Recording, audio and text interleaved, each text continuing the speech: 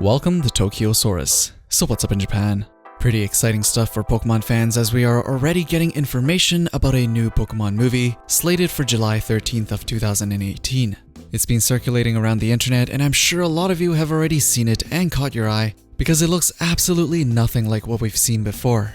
In fact, when I first saw glimpses of it, I actually thought it was some sort of fan art until I looked a little deeper and realized it was as official can be. For those of you who haven't checked out the trailer yet, I have it linked in the description below, so check it out and come back. But back to topic, as far as I know, I think almost every single one of the Pokemon movies prior to this coming one in 2018 has been made by OLM, who is responsible for making all the main Pokemon anime series, from the first one up to the current one with Sun and Moon. So to see OLM pair up with another studio this time around for a movie release is quite shocking. And what's even more shocking is that they've decided to pair up with Studio Wit, who is the studio that animated Attack on Titan, Cabaneri of the Iron Fortress, and the more recent Ancient Magus Bride.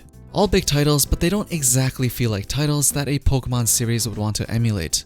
And having Ash just recently gone through a huge art change in the Sun and Moon anime, it seems like a bit soon to introduce yet another look to the Pokemon crew, but after looking at the little that we got in the trailer, I would have to say I'm actually kinda digging the new art style, and I think there's a good reason they want to go for a different art style in the upcoming movie, which I'll get into right now. So first of all, this is definitely going to be a continuation of the separate canon that started in the Pokemon I Choose You movie, where Ash's journey at the beginning differed than the original Pokemon anime. Misty and Brock never traveled with him in this universe and instead was accompanied by two entirely new characters that we haven't seen before.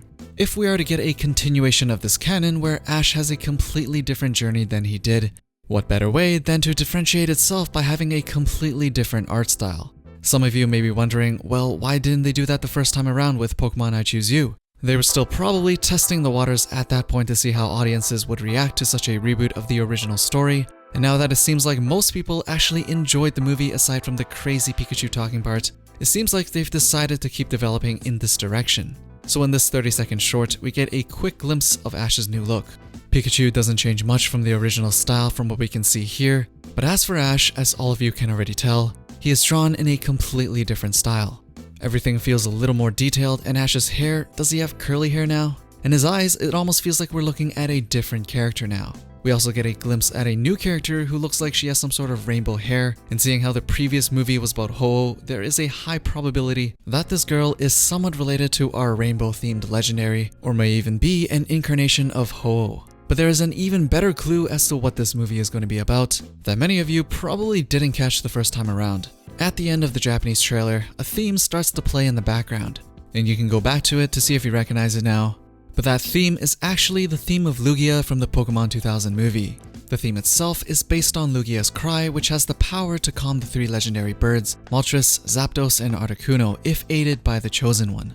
We also see in the Ash montage, he's right next to the sea, and the camera dives around as if we're in the body of a flying Pokemon in the trailer. We all know that Lugia is the guardian of the seas. So the movie is definitely going to be centered around Lugia this time around, and I'm pretty excited to see all the old Pokemon drawn in the new art style that we have here.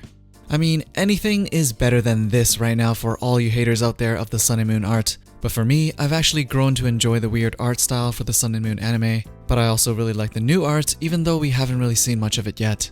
This art style does feel better for a more serious story, and seeing how OLM has enlisted a generally more mature style studio to collaborate on this project, I think it's safe to say they're definitely targeting an older audience here, which means we're also most likely going to get a more mature/complex plot.